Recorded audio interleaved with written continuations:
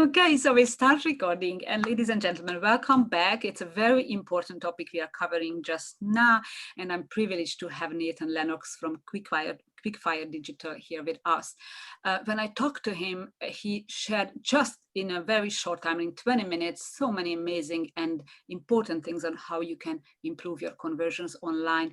Then I started watching his YouTube series. He has interviews with some very big shot guys from the industry, and actually they are among the few ones who are selected by LinkedIn to be able to do LinkedIn lives. Not everybody can do that, but they can. They have won several awards, and now it's over to you, Nathan. So please teach us. Thank you very much for coming.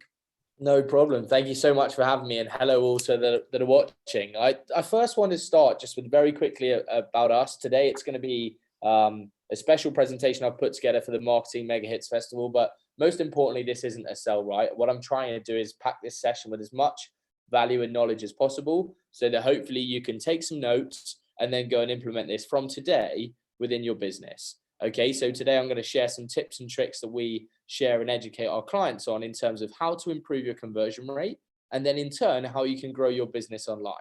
There's two parts to a website. You've got traffic and you've got conversion.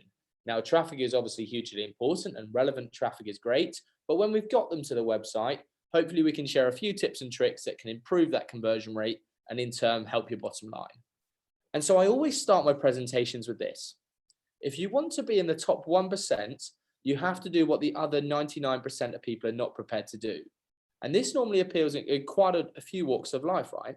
But essentially, when it comes to conversion rate, so many businesses simply have a website built, they have a Facebook campaign or a Google ad campaign or some SEO campaigns put together, and then they think their job is done. And the kind of first startling truth I'll share with you is that couldn't be further from the truth. Okay, it's so important that if you want to be in that top 1%, you start understanding that your website is a tool and an asset and an investment, not a cost. And also that it's an ongoing iterative process. Okay, it doesn't just get built and then get left alone. Otherwise, you fall behind the competitors. So the first thing I'm going to say is I'm going to call you out. Okay, and most people don't like this, but at the end of the day, this is our style and this is how we do it. At the end of the day, I can almost guarantee that a lot of you listening to this are not doing as much as you could with conversion rate optimization. Okay, you've perhaps got complacent, you've perhaps got lazy, or perhaps you're not even aware of it. And it's my job in the next 45 minutes or so to educate you on what you can do so that hopefully you can go back to your dev teams, you can try and do it yourself, or you can hire an agency such as ours to help you through these steps. So I always say there's too many people at the moment that are looking for excuses, okay? Oh, but our business is down, dropped revenue online because of coronavirus, and oh, it's so bad, and this has happened, and that's happened, and the dog's unwell, and etc., etc. Just stop a minute and start controlling what you can control. Don't worry about the things you can't control. What you can control is the conversion rate of your website, okay? And I'm not saying you can have 100% conversion rate. The industry standard is about 2%, and we'll come on to that. But at the same time, you can make tangible changes to really make a difference to your bottom line. And that's what I'm going to share with you today. So firstly, what is conversion rate? Essentially, conversion rate is simple.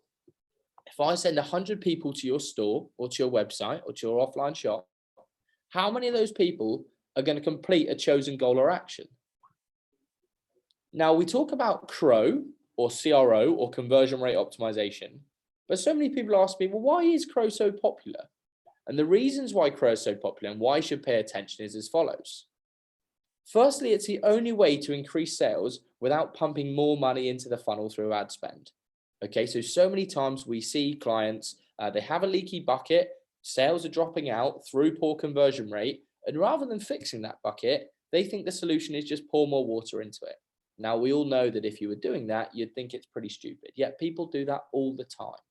Okay, so first things first, stop just pouring water in aimlessly, take stock, look at the bucket, and fix the thing in the first place. The next thing is that improving conversion rate helps you get more bang for your buck on the ad spend that you are spending, meaning you're getting greater results, meaning that you can reallocate budget and spend it elsewhere. The next thing is that it's actually fairly structured and easy to measure. If you have a plan in which I will share with you, it's actually not too bad to measure and test your conversion rate optimization as you go through time. It's also so important to acknowledge that there will not be a golden bullet that suddenly sorts your conversion, but there are so many low-hanging fruit opportunities. And what I mean by that are quick wins that you can do fairly swiftly and fairly cost effectively that can make the world of difference. Okay, so it doesn't take too long to get started. And I'm going to share with you now probably 10 or 15 things that you can do from today. Before I do that, however, I want to take you back to the Rugby World Cup 2003. England won the World Cup and everyone was applauding Sir Clive Woodward as a hero. Now, while I don't deny that he's a hero, a lot of that win came through his obsession of marginal gains. You look at the Sydney Olympic rowing team, the British rowing team in the Sydney Olympics, again, an obsession over marginal gains. You look at Team Sky and the success they've had in the cycling recently, all down to marginal gains. And so what do I mean by marginal gains? Well, what I'm talking about is with the rugby team, they would ship in special pillows to just get that 1% edge over the competitors in terms of sleep. And they would change their diet slightly just to get that little percentage difference to the competitors. And rather than looking for that silver bullet, they would just do tiny little things, hundreds of dots of different things to make those marginal gains to ensure they stayed ahead of the competition. And sure enough, every time it was done, every time it worked. And so I really encourage you to start obsessing over marginal gains. Start thinking about how you can get your edge on your competition and how you can actually start to make a real difference to your business. So I always talk to people around a positive evolution diary and a marginal gains roadmap. The diagram here isn't great in terms of quality of picture, but what you'll see, and you can kind of make it out, is that actually when you start on your marginal gains journey, it will sometimes feel like you're not making much progress. Okay, you do something a day, not a lot happens. You try it again a couple of days later and you try something else, and there's still not much of a difference. And a week later, not much of a difference. And a couple of weeks later, not much of a difference. But over time, you can see the difference between the improvement and decline curve to show that actually marginal gains can have the world of difference if done consistently and if mapped with a positive evolution diary. Okay, so I really encourage you as you go on this journey together, make sure you document the process and make sure you maintain a positive evolution diary so that you can see the tangible outputs and so that you can see the progress made. Now, conversion means different things to different people. I was talking to a client yesterday in a school. Some people, and in that particular case, are looking for form fills. Okay, so they're looking for contact forms on a website to be filled in. Now, the challenge with that example was that they had about 17 fields on the form to fill in. And as I was saying to them, actually, we're trying to ask too much, like the inside leg measurement of someone before they've even looked and came around the school, right? So let's strip it right back. Let's ask the bare essentials, and then let's get on a call to personalize that onboarding experience and to ask all the follow-up questions, which are much easier to take over the phone once you've got that initial interaction, rather than turning off people before they even get that far. So conversion might mean contact form submissions. It might mean telephone calls to some businesses. It could mean product purchases to other businesses. It could be brochure download. The list goes on. It's really important you establish what a conversion is for you. And it's no good me telling you, right? You know what a conversion is to you. And you might have primary conversion, secondary conversion, tertiary conversion. So for example, on an e-commerce store, a product purchase may be a primary conversion, but actually an email sign up or joining a newsletter might be a secondary conversion. And actually just landing on a certain page might be a tertiary conversion. So start to think about different conversions that are relevant to your business. Now, when we talk about industry benchmarks, I know a lot of people within the marketing space love to set benchmarks and stats and KPIs and things like that. The industry average is staggeringly around 2.35%, which is crazy, right? So I'm saying that for every 100 people that come to your website, and I've got a little session here showing users, only 2.35% of those will complete conversion. Now that is crazy. But of course, depending on the output of your product, so let's say your products are worth 5 grand, 10 grand, 100 grand. A small incremental change in conversion just by 0.5% can have a massive effect on bottom line. Okay, so let's start to think about, let's find out what our conversion rate is now. If I send 100 people, relevant people to your store tomorrow, how many of those are going to convert? And then start to think about how you can start at that point and then make marginal gains towards where you want to get to. Okay, and I see some people as high as 5%, some people as low as 0.5%. So really important, you benchmark yourself and then you start to put together a roadmap of how you're going to improve it. Now, what I'm hoping is that after this session, you can go into analytics or a tool like this. You can find out your conversion rate existing. If not, you can set up conversion tracking within analytics and goal tracking. If you haven't got that set up already, I really encourage you should. But after that, it's really important that you then start to plot your journey. And hopefully the things I'm about to share with you will help guide you along that journey and show you just what you can do with conversion rate at the forefront of your marketing strategy. So here's 15 practical tips to improve on your conversion from today. Okay, it's no good, and I'll come on to this a bit later. It's no good on us saying, okay, we'll add that to the plan for 2021. Yeah, we'll get around to that. Yeah, okay, let's wait for COVID to pass and we'll just, no. Jump on it from today, start making some difference and see the difference it's going to make. So the first thing I'd suggest, the first tip would be around reducing friction. Now this sounds simple, right? Yet so many businesses build and think about their website from their point of view rather than the customers. Okay, and I see this all the time when auditing sites. So first things first, I appreciate you want to know 15 or 16 different things about your client, and that's why you've got them all on the contact form. But actually put yourself in the client's shoes. They're incredibly time poor. They're probably looking at 2 or 3 different options. Do they want to give you 16 pieces of information, sometimes quite personal information, on possibly their first interaction? Or actually, do you need to build up a bit of trust and rapport before I transact and kind of hand over that data? So first things first, reduce long contact forms. And if you do need to have long contact forms for whatever reason, look at how you can get them to autofill if possible, or you can try and use some kind of intelligence to make sure that we're not having to make the user do all the work. So when I say autofill, I'm not suggesting that you should somehow pull their surname from other channels or whatever. What I'm thinking is more, okay, well, if you've got a primarily UK-based audience and you need to know the address, then I'd like to think that UK could be a preset. Okay, so start to think about what presets you can use and how you can really simplify that contact form process. The next is around optimizing the reordering experience. So if you've got a product or service that's constantly reordered, let's make it as easy as possible for someone to go onto the site, click a button, reorder, and complete the journey. Okay, we don't need them to go back into the product library, find the product, re-add it to the cart, choose a quantity, maybe adjust a variation if depending on sizes, etc. Maybe change the color and then order it if they order the same thing time in, time out every single week or month. Okay, so think about how you can optimize that experience to make it much easier for the customer. The other is just understanding user behavior and what's expected. When was the last time you saw a traffic light that red said go and green said stop? It just doesn't, right? We're pre-programmed to see different colors and to see different things and to expect certain outputs. So if I see a red button, very rarely do I want to do anything about it. Now, if I look at Zoom here, I can see that stop share is red. Okay, so stop, red. Well, that's what you'd expect, right? Because when you're on a traffic light, red means stop. Yet actually, if I wanted to start, I would expect to see a green button because I know in my brain, green means go. So start to think to yourself about when you're looking at buttons, when you're looking at call to actions, when you're looking at all those things, sometimes very simple changes to color can have the world of difference. Now we've talked about reduced kind of friction, but the next thing I want to talk to you about is understanding your customer and their user journeys and remembering that while every customer may be unique, a lot of them will follow a similar journey. And so what you need to do is create some customer personas and start to think about that customer and the anticipated journey that will take. Now, don't get me wrong, no customer is created equal, okay? So there will be lots of different variations. However, there will be a consistent process. For example, customer A is between 35 and 45.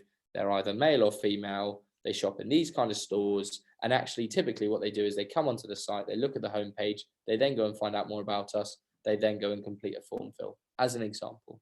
Okay, so there will be different personas that complete very standard actions. And you can use a tool like Hotjar or Mouseflow to record these sessions so that you can see exactly what they're doing.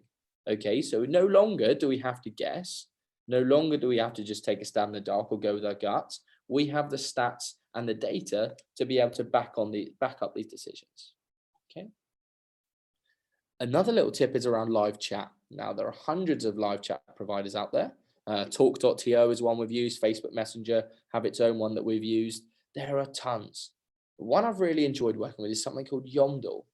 Now, Yondle's a slightly different model in terms of its pay per lead, but actually a question I always get fired back at me when talking about live chat is, look, Nathan, I can appreciate it helps conversion because actually someone's not ready to make a phone call, but a contact form isn't quite enough. So if a contact form is 1 and a phone call is 2, most people are at 1.5 where they're somewhere in the middle. What can you do? A live chat seems like a happy medium. Now that's fine. Having said that, who then is going to sit in your office and man that live chat to make sure that if anyone does ask a question, that it's answered? Because of course, if you have a live chat function and it's not supported or looked after, it can have the opposite effect. Okay, so actually something like a Yondle has various people around the world that can answer it for you. And this isn't I'm not on any commission with Yondle, but essentially worth checking them out, or look at talk.to, or look at Facebook Messenger. Most importantly, I'm not so much looking at the brand itself, I'm looking at the feature, and the feature here is live chat. So look at live chat and see how you can introduce that into your business. The next thing here is around sticky menus. So you may see when you're going on a site, your menu that arrives at the top, as you scroll down the site, it follows you down. And the reason behind this is, again, to make it as easy as possible to complete the next step. And I always say this to our clients, our sole job on the website is to sell the next step. Now, interestingly, some feedback for these guys would be, why on earth is the get started button red? Now, I get it might be brand colors based on the logo, etc., but there must be another way of doing it. Okay. But most importantly, on this particular example, as you scroll down, you see a sticky menu. That just makes navigating the site nice and easy, because at any point, someone might be able to be ready to complete the next step. So they might have gone past the menu. There might be 2 or 3 blocks down. Bang. Okay, yeah, I've seen enough. Ready to convert. Now what? Okay, actually, I've got kids screaming. It's a bit of a distraction. What do I do? Now I've got to scroll back up. Oh, what do I do? Okay, having it there. So it's, yeah, great. Okay, done. Next. Really important. Really easy as well. Just adding sticky menu is a simple piece of script. Sometimes if you're using something like a WordPress, etc., there's plugins available. Like, it really is a 101 of conversion. Another little tip, and excuse the poor image here, is around on-exit pop-ups. So sometimes you can drive pop-ups, and I see this all the time, and it sometimes gets a bit frustrating. You land on a site and within 2 or 3 seconds you're bombarded with, hey, sign up to our newsletter. I was like, oh, crumbs, I've only just joined. Well, I've only just come to the site for the first ever time. I barely know what you do, and already you're expecting me to jump onto your list so I can get bombarded with comms. Probably not. I'm not going to do that. But what we do and can do is base our pop-ups on intent.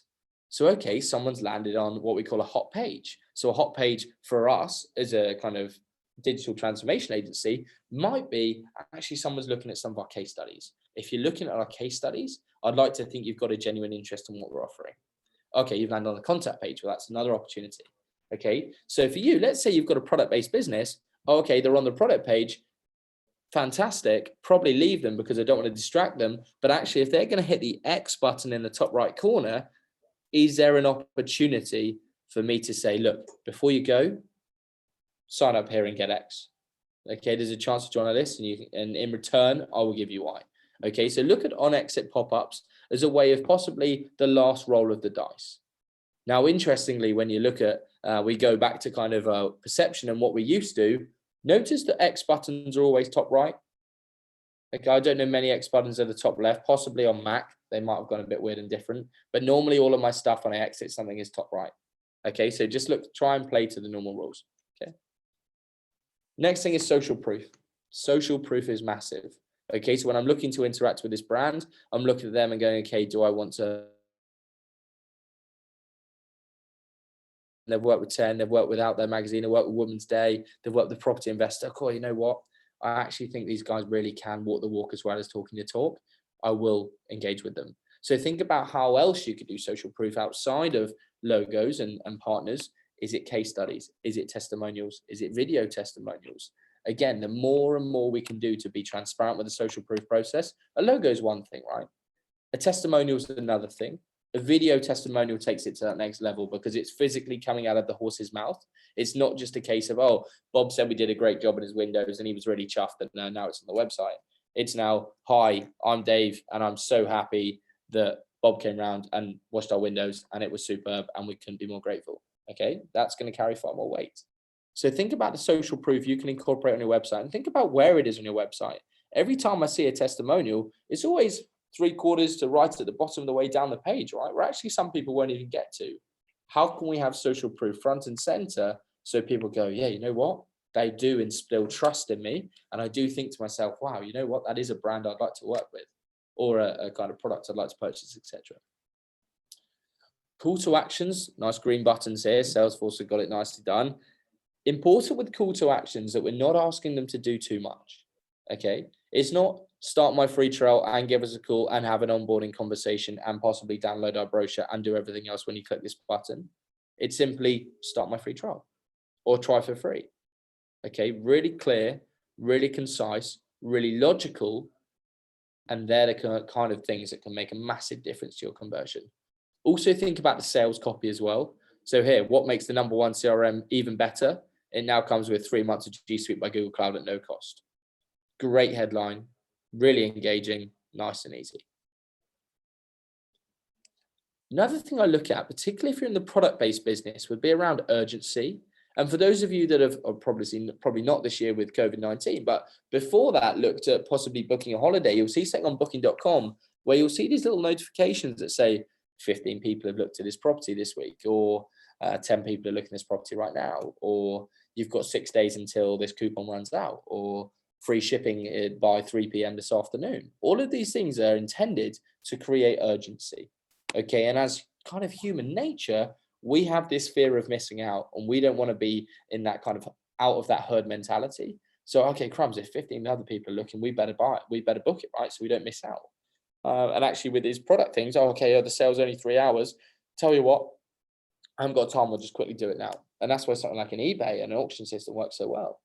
But start to think about how you can create urgency for your kind of users so that they can be pushed along the funnel and convert to the next step.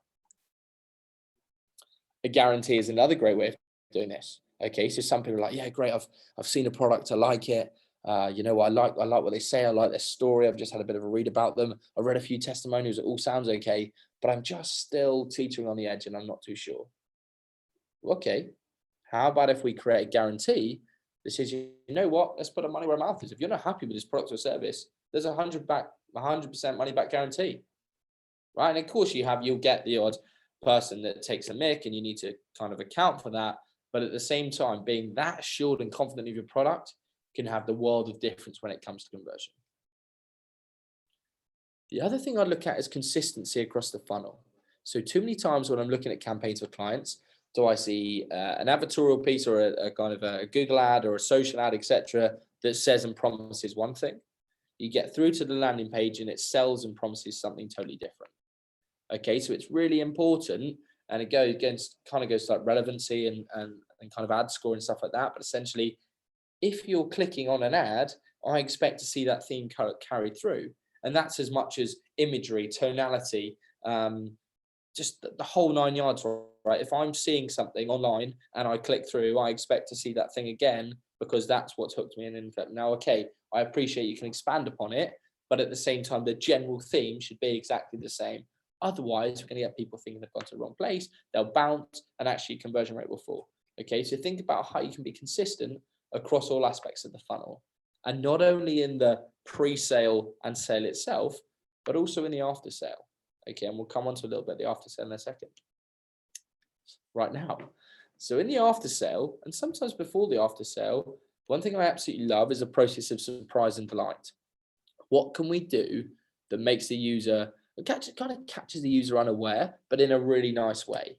So it's kind of like, hey, thanks so much for purchasing our product. We really hope you like it. By the way, we really want to send you X as a thank you. Or when you get your product, you open it up. Oh, this is nice. Oh, right, there's a handwritten card in there. That's extraordinary. Okay, and people are like, oh yeah, but Nathan, we sell thousands of products a day and handwritten cards are too expensive.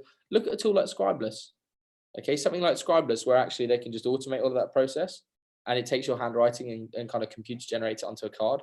There are ways and means around this stuff now, folks. There are no more excuses.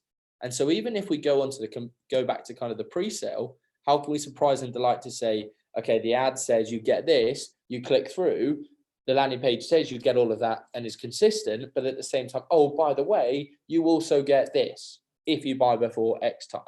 And all of a sudden we include urgency and surprise and delight, and conversion goes through the roof. So think about how you can surprise and delight your customer through every stage of the funnel to improve conversion. Really, really essential, and actually kind of pot kettle when it comes to this presentation, but use high quality imagery. Okay, high quality imagery and high quality videography absolutely sells. Okay, people buy with their eyes, and just like with food as well, right? The first thing you taste of, well, I say taste, the first thing you do when you're eating out at a restaurant is you see something before you eat it. You see it, you smell it, you then taste it. Okay, so start to think about how, I'm not suggesting you can smell the website, but what you can do is see it, and then you can say, okay, right, this is really high quality imagery. What does that say about the brand? And more importantly, what does it say about your brand with poor quality imagery? What does it say about your brand where the imagery is furry or kind of fuzzy or grainy? Okay, so start to think about the use of imagery and how you can improve it. The next thing for me is kind of mobile first experiences become more and more, and you start to look at Apple Pay and Google Wallet and all these new payment gateways. How can we offer people choice? Okay, so there's just a classic example I just took offline, but essentially you've got a checkout from build.com, but then, yeah, that probably uses Stripe or something like that behind it. You've then actually got, you know what, if you want to pay with Amazon, that's absolutely fine. Here's an option to do that. Or, you know what, still not good enough. Well, here's an option with PayPal, because people are creatures of habit. And actually, some people will only transact on PayPal. There are some people that have been burnt by PayPal, and actually some of the stories of PayPal in years gone by would be like, oh, it's insecure and whatever else. I mean, PayPal's one of the most widely used gateways in the world, right? So I don't think there's a problem with the security side anymore. But most importantly, it's about giving people choice. Give people the option to say, you know what, I will check out with the process I'm comfortable with, not the one that you're forcing me to check out with, which is actually a payment field that I've never heard of, that doesn't connect to my bank, that all of a sudden just looks very dodgy, and actually I'm not prepared to transact. Another little top tip when we're on payment options is just having the card logos accepted just in the footer. You see this quite a lot of Shopify sites, or actually on the product page, can also make a tangible difference to conversion. So think about multiple payment options and how you can help people, give them as many options as possible. The next thing here is around removing distractions. So let's say we're this yellow lady here and we're looking to convert, and we're looking to get to, I don't know, the center diamond, for example. Most important to remove all the noise around it. Okay, so what we don't want on our website is sign up here. Oh, but buy this. Oh, and also call this number. And actually, if you have a free quote, then actually, if you do that, then you can download the brochure. And whoa. Okay, just sell the next step. Don't be greedy. Do one thing, do it well, sell them on to the next thing. Don't try and do everything at once. So really important, we remove the distractions. We don't have animations flying in and all sorts of things going on. Actually, if we're trying to generate conversion, nice and simple, remove the distractions and make it as easy as possible. Once we've gone through that, we then start to look at A/B split testing. And so this is really the crux of what conversion rate optimization is all around. How can I have variant A and variant B? How can I run them against each other? How can I then measure the performance and then say, okay, B1. Now with B1, it's not just a case of opening the champagne and going, fantastic, B's one. It's a case of saying, okay, B slides over to here and up pops C. And C takes all the learnings from B, but makes a few alterations, learning not only from B, but also from the failings of A. And sure enough, C wins. And then when C wins, we still don't crack open the champagne. B drops off, C comes across, and D comes in. Okay, and every time we're trying to improve it bit by bit, change this, and actually you do D, and you think you've taken the learnings, and actually you get a worse result, and C wins again. That's fine, you still don't open the champagne. You drop D, you take C, you take the learnings from that, the losses from that, and you create E. So it's constant ongoing process, okay? And A/B split testing is all about try this, make a small change. Does it work? Yes. Learn from it, add something else. Does that work? No. Make a small change, learn from it. Does that work? The process is ongoing. We talked a little bit earlier around a split testing roadmap.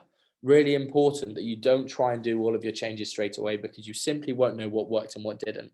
Okay, so create a bit of a timeline, use an Excel sheet or something like that.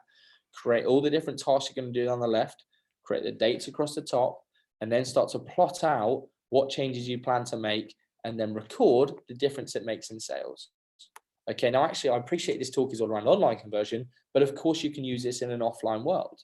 So actually I go into a store and the checkout is over here, or perhaps you can't move the checkout, so there's a certain product in a certain order, or actually maybe it's a choice of lighting, or actually it's a different display that is greeted with you, or the door display is different. All those things you can split test and measure to actually then see what's working, what's not. One of my final pieces around some tools to use. So actually, it sounds much more complex than it is, but there's a couple of tools that can really help you. Google Optimize is a tool well worth looking at, and the other is a service called VWO. Okay, so have a look at those two tools, see what you think, and start your kind of conversion rate journey from today. Don't delay it. The final point from me is really simple. No more excuses. Take some responsibility and start making a difference to you in your business. I hope you found that useful. If at any point you would like a conversation, or you'd like to pick my brains, or you've got some questions, I'm always happy to give up some free time, but I hope you enjoyed it and I look forward to your questions. Thank you very much. Thank you, Nathan. It was absolutely amazing. Really, really, really so practical. And I loved the message. No excuses, no more excuses. I love your style. And not just me, you have fantastic feedback in the Facebook group and also here. I thought pop-ups were a thing of the past because they are annoying, but this on exit pop-up is a great idea. I'm tempted to try it. Thank you. And I also like the idea of how you said that it should be the hotspots. So whenever you think that now they need that pop-up, then you add it, right? Yeah. This is what you said. So I really like that. Okay, so a few questions if you are ready to take. Of course. Yeah, no problem at all. You mentioned Scribbles to send postcards. How does that work? Okay, so Scribeless, what it does is I'm kind of trustee of a charity, and what we did there is I wanted to send personal birthday cards to everyone on their birthday, but rather than me finding time to do that, you write in your handwriting to Scribeless. Scribeless, a guy's called Rob Van something. If whoever is interested, connect them with me and I'll happily make a personal intro. Essentially, you write in your handwriting, they take it into their AI system, they try and match it up with the closest script they can, and essentially then they send it out on your behalf with the stamps, with everything else. It's a phenomenal service. It's really nice for that surprise and delight piece to say, actually, here's a handwritten note rather than just something that's computer generated, but well worth having a look and quite cost effective as well. Wow, thank you very much. I will check it and I will add the link in the Facebook group. Yeah, fabulous. Thank you very much. Brilliant presentation. Yeah, very well deserved, really, all the feedback. And please add feedbacks and questions. But another question, we are planning to rebuild a website and we are using Elementor. Is there a way to build a mobile first website in Elementor? I mean, you can change the kind of look in Elementor in terms of you can build different modules for mobile versus desktop. I would ask that person what their business is, and maybe some higher level questions before we start saying, is Elementor the right thing and is there a way to do it mobile first? I appreciate you want it to be modulaic probably so that you can split test, and I'm absolutely a massive advocate for Elementor. So before I start answering that, I would ask what they do, what their kind of goals are, what they're looking to sell, and then I'd ask, okay, why are you looking to build something totally unique to mobile? But actually, yes, there are ways and means to create a separate mobile experience. And I'd be more than happy to talk to that person about it. So contact them, and that's no problem. That's the best thing. And by the way, a question then from me based on is that, but do you design things mobile first, or you just see both versions? Well, interesting. So once upon a time, it was about desktop and extrapolating to mobile. Now it's moving towards mobile and extrapolating to desktop. But I'm slightly different. I actually think the way to do it is to give a relevant experience to both. So it's not just about extrapolating and one playing the poor relation. It's about mobile has its relevant experience, desktop has its. But actually, the question I always put back on people is, okay, you want a mobile first experience. Your business is in retirement homes. Looking at your demographic, it's normally people 55 plus, and actually you're looking at your analytics, 70% of it is coming from desktop. Therefore, why are you going mobile first? Vice versa. Oh, okay, we sell suites and actually 95% of our traffic comes from mobile, but we want the desktop to look great. That's fine, I understand that, but at the same time, you can't neglect mobile, okay? So it's really important that you get all your decisions driven by and guided by data, not by hunches or not by, because you've heard this buzz term in a magazine and you think this is what to do. No, you've got the data there. Look at the data. What platform is kind of driving the most traffic? I appreciate over time it may change, but at the same time, try and deliver a relevant experience to both. don't just build one, extrapolate for the other. Okay, thank you. And by the way, do you build bespoke websites or you also use some templates? What? Again, it varies. So on our journey, I very much started with templates. Now we're moving towards bespoke because, again, a lot of the stuff we do is slightly more complex. And so we're moving away from what I would say your run-of-the-mill style site. The two platforms we tend to work in, and one is Shopify when it's looking at e-commerce. If anyone's in e-commerce and is interested in e-commerce, the power of Shopify out the box is phenomenal. And I'd really encourage you to look at that. The other is WordPress. Okay, so WordPress is like 70% of the world's websites at the moment. It's just ridiculous. It's on a PHP kind of programming language, which again is quite a universal language. And so for me, WordPress with Elementor or WordPress with some kind of page builder, actually WordPress with what's called advanced custom fields is probably the way to go about it from that side. More brochureware, but of course you've got modules like WooCommerce that can allow e-commerce capability. But actually, if it's an e-com first store, I would look to go Shopify. If it's a brochure-led store with a bit of e-com, I would look to go WordPress. Okay, fantastic. Thank you very much. Do you recommend drop-down menus or is it too difficult for the user to manage on mobile? Drop-down menu. So drop-down menus are okay. If you're desktop, I'd definitely go with the mega menu. I love the mega menu. You look at TM Lewin, you look at John Lewis, you look at all these sites, and they've got kind of the menu that's kind of like this rather than just like that. But I think going forwards, yeah, drop-down menus are okay. They're difficult on mobile, right? And actually, I'd see if you could simplify the mobile menu a little bit, only because sometimes with your thumb or your finger, you're having to press like a little plus icon, and sometimes you just miscatch it, and you go. Sometimes the page that's got the nested pages underneath is actually a page in itself, and so you just miss the plus to load the kind of accordion, and you miss it, and you actually hit that page, and then it's not relevant, and then you think, oh, so this, and you bounce off. So yeah, what I'd say about mobile menus is try and keep them as simple as possible. There are ways you can signpost people on the homepage, such as showing categories, and you look at kind of lingerie brands and clothing brands and those kind of things. They do it superbly well in terms of, okay, there's a box for shirts, there's a box for shorts, there's a box for vests, there's a box for bras, there's a box for shoes, there's a box for everything, right? And actually, if you press those, that makes the journey nice and easy, and therefore the mobile menu isn't as necessary. But yeah, great question around the mobile menu. I would try and keep it as simple as possible. Thank you, and a great answer. Thanks for the presentation. It was very helpful, absolutely. And do you recommend ClickFunnels to build funnels? They seem to be too expensive for me. Yeah, so there's a couple, ClickFunnels, lead pages, there's all sorts. So what I would ask that person is around what funnel they're trying to create, because actually sometimes you use a platform like ClickFunnels, and don't get me wrong, they are superb for the right audience. But at the same time, sometimes, and it's the same with WordPress and Shopify and any other platform out there, sometimes you get so much bloatware because actually the stuff you need is like a really small smidgen of actually what's possible. And so I would ask you, what sequence are you trying to create? And is there a more cost-effective way of doing that? For example, we use a lot of marketing automation through something called Sendinblue. And so actually, so you can just say, okay, based on this action, trigger this email, or based on this, trigger that action. And I think actually you look at HubSpot, you can do triggered and automated things through there. Yeah, look at a CRM-driven thing as opposed to web-based kind of automation platform. But yeah, more than happy to chat to that person around automation and what they're doing and how they can simplify, etc. Yeah, that's a good tip. Thank you very much.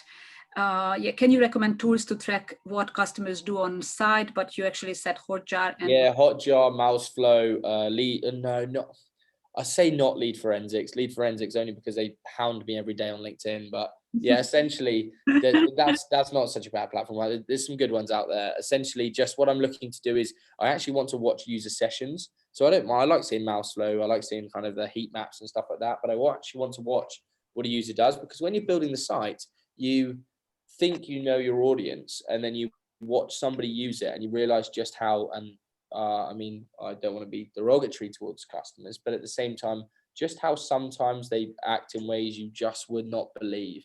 Okay, so they're pressing that thing that you told the developer not to link. They just keep pressing it and thinking it links. They're scrolling up, they're scrolling down, they're whizzing around, they're pressing buttons they shouldn't. They're highlighting stuff. They're doing all sorts of weird and wonderful things. Like, what is this person doing? But actually, that's really useful data, right? To say, actually, we probably should have a button there. We probably should add a call to action here because they're scrolling too far. What are they not seeing? Okay, the information's not laid out clearly enough. Really valuable data. Yeah, absolutely. Thank you very much. This is exactly when the person explains, like the developer or the business owner, that they should do that. But the question is, okay, can you sit next to everybody, next to all your customers, and tell them that, okay, click this and that? Exactly. Just jump out the screen and be like, no, just press that button. Like, sadly, we can't do that, right? Yeah. Okay. So you mentioned not to use red color as the button. What colors do you recommend? What color? Green. Green. Okay. Green. Green is the color. Green is go, right? Now, don't get me wrong. I mean, that's slightly tongue in cheek because, of course, not every brand can accommodate green in terms of color. But I would say, where possible, I would personally avoid red, and I'd only avoid reds because red to me is stop. And like I said, a lot of this stuff is subjective as well, right? So just because I don't use red doesn't mean that you don't use red or someone else does. But to me, and I would say, ask your audience or work out from your audience or kind of split test it would be the best thing, right? Like, don't ask me. I have my hypothesis. You have your hypothesis. Let the data do the talking. Run a test. Change your button from red to green. See if it works. If it works, great. If it doesn't, great. We'll change it to something else. Red might be the best for you, but actually, for the logical point of what I'm trying to say, I would go with stuff that is unified and stuff that you see all around the world that you kind of are pre-programmed to, as opposed to making people think. So I'm used to seeing green and thinking, oh, great, go. And at the end of this webinar, I see this red button that says stop share. I know it's red, or I press that because I know that means stop. So yeah, just think about trying to be as user-friendly as possible. Yeah, that's a very good message. And I'm just going through, yeah, if we missed anything, ClickFunnels do examples of. Oh, yeah, do you have, yeah, they like this idea of the surprise gift. I love the idea of the surprise gift. Do you have an idea of what you can give to the person if I have a consultancy service? So if it doesn't arrive in a box, but probably the postcard is a good idea, what you mentioned. Yeah, for sure. So there's a couple of things with consultancy. The first thing for me is around what is relevant to your customer. And so depending on the consultancy, for example, if this person is a nutrition consultant, it will be totally different to if they're a business consultant. But let's say they're a business consultant, okay, and the product you offer might be a 60-minute discovery call, or it might be a 20-minute fact-finding call, or whatever it is. The trick is not to devalue the initial product by the free giveaway, and also not to erode margin. So it's adding value rather than eroding margin. So actually, can it be an extra document that you find really, like a SWOT analysis template? Can it be, I'll tell you what I've also included as a business consultancy. I've included a cash flow forecast template, or I've included another template, or I've included a link to a video, which is actually me talking to Evan Carmichael about his entrepreneurial journey, and I think you'll find it really useful. Whatever it is, it's really important that you're adding value, not stripping from the product. Yeah, that's the fact of the surprise, really. Yeah, amazing. exactly. That has been massive. Thank you, Nathan. And just before you go, you have an amazing YouTube channel. I will link it. Do you have some upcoming plans? Can you tell us a little bit about the program? So Addicted to Business is our kind of YouTube channel with a guy called Stokely Howard from Trendy Grandad. I've also got another kind of webinar series called Engage with E-commerce with a lady called Eloise Finch. She's got a brilliant Amazon agency. And so both of those have got quite exciting things coming up, particularly on Addicted to Business, because I've been working on that quite recently. We're starting to get some really nice traction there. So we had Evan Carmichael, who's got the biggest entrepreneurship podcast in the world. Go and check out that episode. That was full of great information. It's just Addicted to Business in YouTube, or check it out on Apple Podcasts. We've got a guy called Jordan Harbinger that runs a massive show out in America. We're actually getting quite a lot of American guests at the moment, which is really flattering because we've got some big names in the industry. For me, the dream is to get Oprah on the show, Oprah or Michelle Obama. That's the dream, right? And so that's where I'd like to take it. So anyone listening knows that. I'm sure you will. I'm sure you will. But yeah, no, most importantly, it's all about finding people that I believe have a unique or interesting story that they can share, but also something that's educational for our audience, okay? Because there's tons of podcasts where it's all about the interviewer and all about how you can help Nathan. And that's not what this show's about, right? This show's about how Stokely and I can get as much value out of the listener, or out of the kind of interviewee as possible. So then we can then share that with our audience. Yeah, and it was quite evident from your presentation how you mean it. Really, it was really, really useful. And what about LinkedIn Live? Was it difficult to get it? What do you do? Yeah, well, interesting. LinkedIn Live has been something we've been trying to get for some time. Now it's a massive opportunity for us. And now the question is, I've finally got it, and I'm just trying to, and I'm kind of guilty as the next person in terms of overthinking it. So I'm like, oh, okay, I can't run this show because I haven't quite got all the questions right, or I don't want to do that guest because of whatever reason, like I just need to pull the trigger. And that's what I say to my team, like pull the trigger and get it done. You'll look back on your first ever LinkedIn Live and go, God, did we really do that? Did we actually do that? Like LinkedIn Live, like look at the quality of it now compared to what it was. But all I would say is go out there, pull the trigger. And so there'll be some LinkedIn Lives coming. I've got a separate series plan I'm putting together for that around head of e-commerce within big brands. I like the idea of running a LinkedIn Live with a head of e-commerce at Boots or Adidas or whoever to say, look, based on your understandings, what have you done in your e-commerce business that any business of any shape or size can go and implement? So we're basing all of our kind of educational marketing material on practical insight, as you've seen today, practical insight that people can take away. They can do it themselves, right? And here's the trick. You can do all the stuff I've shared with you today yourself. Yeah, I guarantee some people will go, you know what? Can't be bothered. I haven't got time. I don't have the expertise. I don't want to know. I'm actually really good at selling widgets, or I'm really good at doing this part of the service. I don't need to go and do that. And actually, I'd rather hire an expert. And that's a kind of frustration we see a lot in marketing is some people try to do it themselves and then come to you and say, look, we tried, it didn't work. Can you do it? Some people know when to delegate and some people persevere and try themselves. And all I would say is I'm all up for people trying it themselves.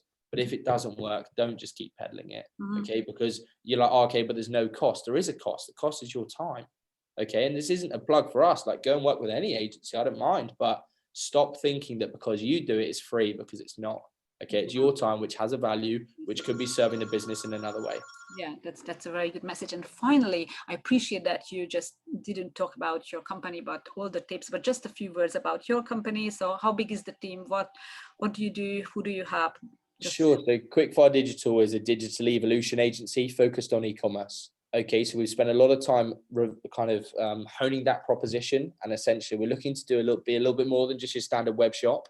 So how can I make sure that going forwards, I am helping businesses on a consultative level rather than just purely on a here's your website, great, you've got some more sales, thanks, off into the sunset you go. I'm a massive advocate for specialists rather than generalists. So we don't do PPC, we don't do social, we don't write ad copy, etc., etc. We work with a network of people to do that, and we offer a best-in-class service. All we do is the web delivery part, and now we're doing more of a consultative part to overarch it all to say, look, brand over here, you realistically need to be sending 60 grand on your e-commerce strategy. I appreciate you haven't got that kind of budget. Let's split it up over 5 grand each month. Let's split up all the different deliverables, and then let's deliver it to you in a kind of agile way. So that's a little bit about Quickfire. Like I say, 15 of us now, all based here in Norwich. Really exciting story. It started the business 5 or 6 years ago after leaving school, then grew it for 2 or 3 years, just as really a kind of lifestyle business. Got to a point where I was like, you know what, I actually think there's more to this. And it was called NathanLawrence.com, and actually we want to turn it into a brand.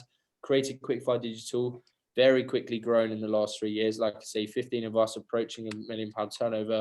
Really exciting for us, and most importantly is that we've just about to hopefully take on some more people in the new year, but actually we've just been shortlisted in the European Agency Awards in the top 4 for fastest growing agency, and on a personal level as one to watch in the world of marketing. And so hugely humbling to get that recognition. And yeah, it all seems to be coming together. But you know what, the nice thing about the work we do, it sounds a bit cliche, but when it doesn't feel like work, that's when you know you've got it right, okay? Because the amount of jobs people go into and they come home from work and they hate it and they're slagging it off and, oh, I wish I didn't have this job. I can promise you now, if you don't want that job, the only person that's going to change it is you.